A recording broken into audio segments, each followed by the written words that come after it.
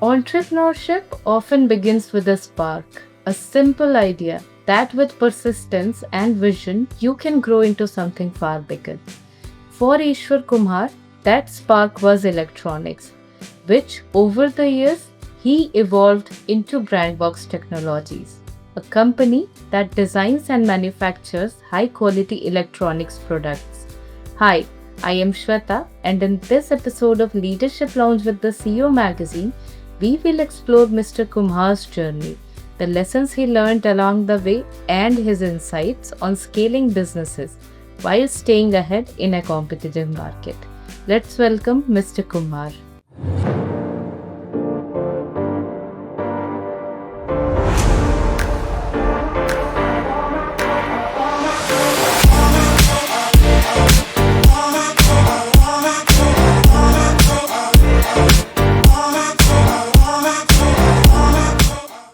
So it's a pleasure to have you with us today, and thank you for taking the time for this conversation. So, how have you been? Perfect. Absolutely perfect. They started well and with you. So, the very first thing that I would like to know is your journey before Brandworks. Could you tell us about your early years, your education, and your professional experiences? Before Brandworks, I've done my graduation from NIT Jaipur. Started, 2007. I completed my graduation, and after that, got placed in a couple of companies. I chose one company and worked there for 5 months. After that, I started one platform which is Ekmatra.store. It's a Yeah. B2B platform where we used to sell a lot of electronics for, especially for corporates. It Hmm. goes into corporate supplies and electronics, and that was the journey. And where we used to source a lot of electronics at that time from various part of India and global market. So yeah, early stage we did this that particular venture is still in the market, serving to a lot of corporate houses. Okay, so let's go back to 2017. What sparked the idea for Brandworks, and what was the vision that you began with? I'm a very technology savvy guy, and I used to, source a lot of electronics using a lot of technology, electronics product. And in 2017, there was a lot of, compliances, which, we used to source those products for our own platform. And Okay. I realized the big gap, which is making electronics technology in India. And that time, started, thinking and understanding how, we can, because being background of electronics, I knew what is electronics, but at the same time, building the products in India, it was quite difficult because you are lack of design, lack of supply chain, and there is very less manufacturing. So yes, we thought, okay, let's jump into it. And this is the kind of new, era where the electronics manufacturing will happen here. And that's the way we entered. Okay, so back then, did you always imagine Brandworks would become what it is today?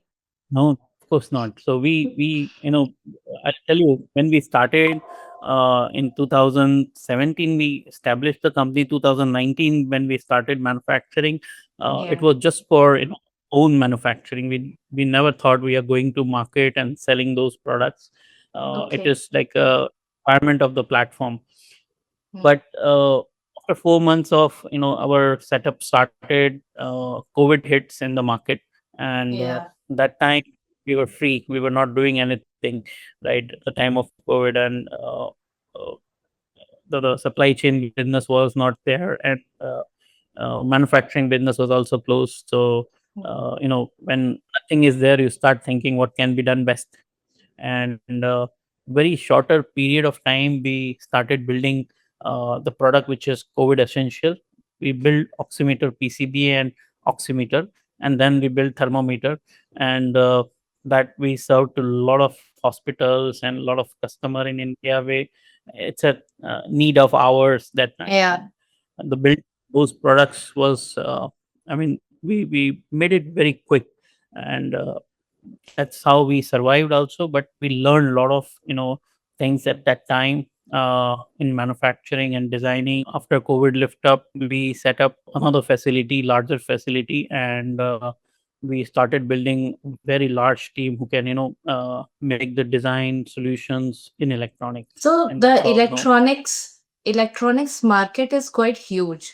So when you started in those early days, how did you figure out which products and market segments to focus on first? You shifted to COVID centric devices like health centered devices, but when you started, I think you started with power bands. early days, I mean, there was no, because as I said, we when we started Brandworks, we never thought we will do in this direction. It was just for Yeah. our own purpose. It's like a the charging solutions were selling very well on our platform, so we started with charging. But now we have some grammar how to choose category, what category we should do it, and the way we are entering with the speed in the category, it's very different. So now we do a lot of research before entering into any new category, and also we work with a lot of semiconductor companies to see the roadmap of like next 5 years, 10 years, and then if the market is quite large and innovative at the early stage, then we enter in those categories. So, speaking of those early days, founding a business is never easy. And you started planning in 2017, you launched your first facility in 2019. So, between those 2 years, what hurdles you faced? And what was the biggest challenge in those days? Tell you, early stage were very confused. How to start those things, manufacturing. Should we do it? Should not do it?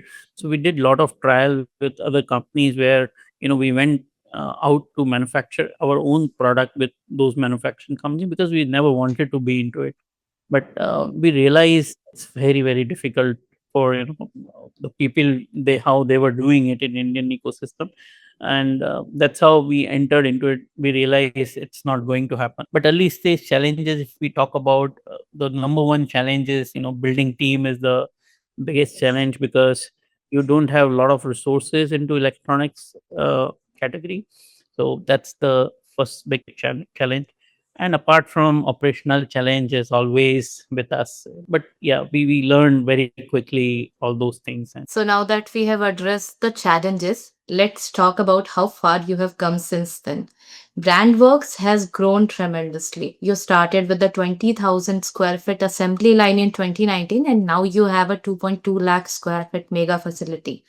Your employee count also increased, say, 12 times in just 6 years. So, what were the key strategies behind this growth? speed of the organization is quite fast. So whatever we have seen, we envision the way we have built the business, it's very very different. So we started with charging, and then very quickly we entered in audio category. And Yeah. after that, audio category, we have like almost six more category which is in pipeline. So that's the reason, like choosing the right product line, at the Yeah. same time building a very strong team. So Brandworks has a very different way of doing business. So currently Brandworks has R&D center in Bangalore. That's a separate PNL unit for the company. At the same time, Brandworks has a one Section 8 company where Brandworks is incubating a lot of startups also. That is called Brandworks Incubation Research Foundation. Yeah. We always want to give back to the system. So now we are incubating startup, helping them to grow in their design and technology which they build. We can scale with our facility, and can utilize our R&D lab. A lot of things we are building at the back end, and that's how the company has grown very very fast. I would say grown in terms of 2019 to 2025, but now we know that from 25 to 30 how it is going to grow. It's a good opportunity, good product building. I mean, we are working on a lot of new age technology for future. Yeah. So Brandworks works both as an OEM and an ODM partner. So can you please explain in layman's terms the exact difference between these two, and also how does this dual capability strengthen your position in the market? There are some confusion in the terms of OEM in the ecosystem. So especially Brandworks is a ODM company. We are design led manufacturing setup. Normally, couple of people say OEM is the brand who is own the brand. So we don't own any brand. We will never have our own brand.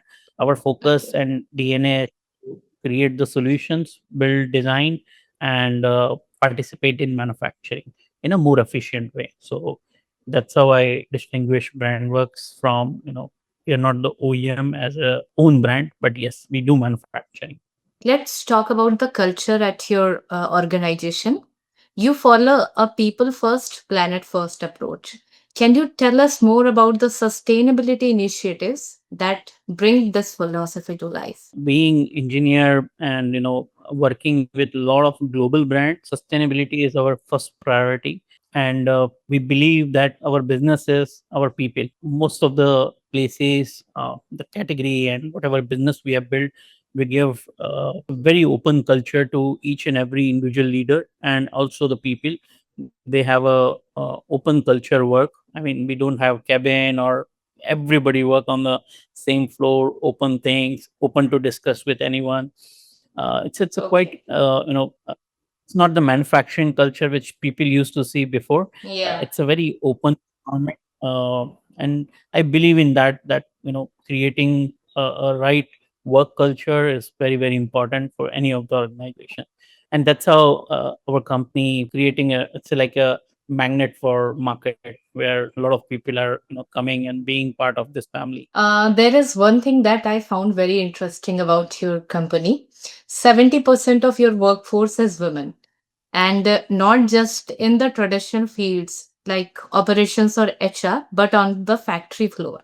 So, was this a deliberate part of your vision for building an inclusive workplace, or did it evolve naturally over time? I believe that most of the places women are better than men, where concentration required, and in manufacturing you need precision. A lot of steps are has to be taken care very precision way, and that's the very naturally. But my answer is this: why it is there. So everyone knows that which location who should be the participating. Then women come very naturally. So, now that we have covered your company culture, let's quickly cover your future plans. Quite recently, you guys have been in the news for, past few months. So, quite recently, you have received around 7 million in Series A funding. So, how are you planning to use this investment to drive growth in the coming years? So see, Brandworks is a bootstrap company till now, like to last month, and we are profitable. We want to use this fund, which is given by our investor. They have trusted us. Our vision is to build a mega R&D center, and most of the money is going to be utilized for futuristic product which we are building right now. So, as I said, a lot of new category and a lot of new solutions, which right now many of the even manufacturer are importing from various part of the world. We are planning to design, make the solutions, and serve to those customers. So our focus is to build a strong R&D base.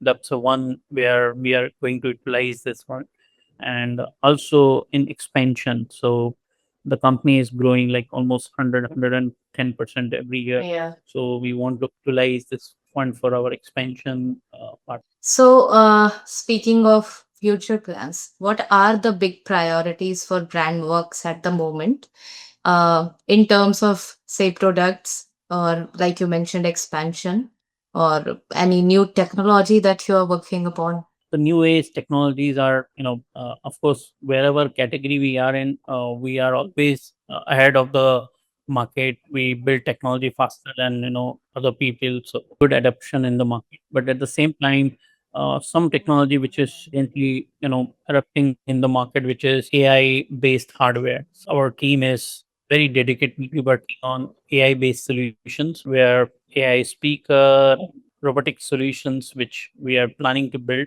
It's in our roadmap.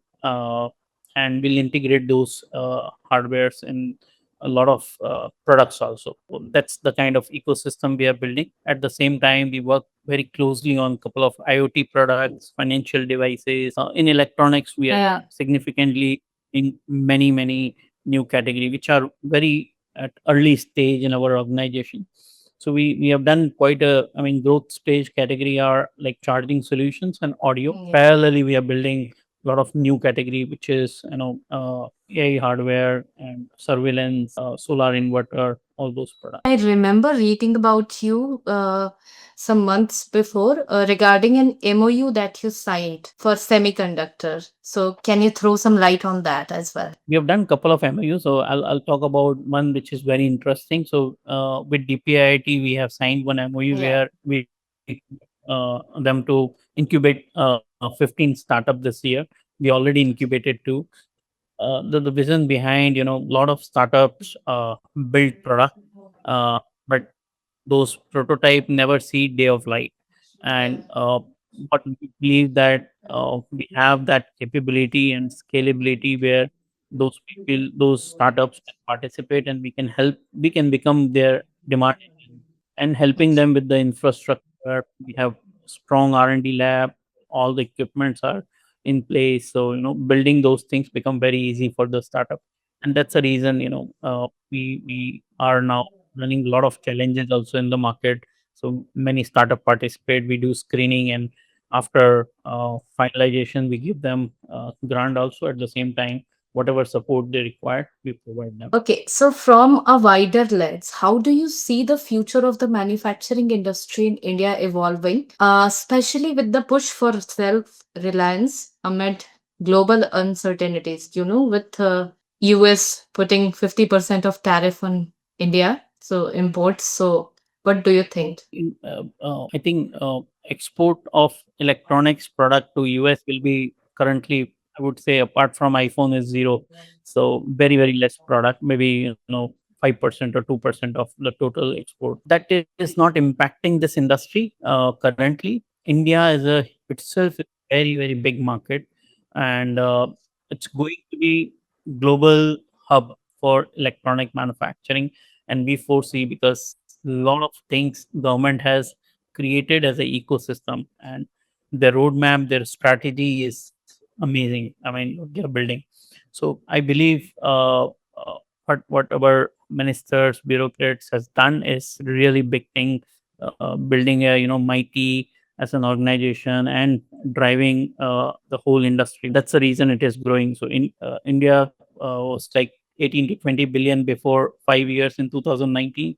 Now it's 120 billion electronic industry, and it is going to be 500 billion by 2030. If you see the difference from 10 years, 20 billion to 500 billion, no industry can grow in this manner. So I believe there's a proper strategy behind this. So that covers the industry side as well. So as we come to the close, I would like to ask you a few personal questions about your journey. What has been the most important lessons that you have learned as an entrepreneur in the, electronics manufacturing space? The most important one is build a very strong automated systems.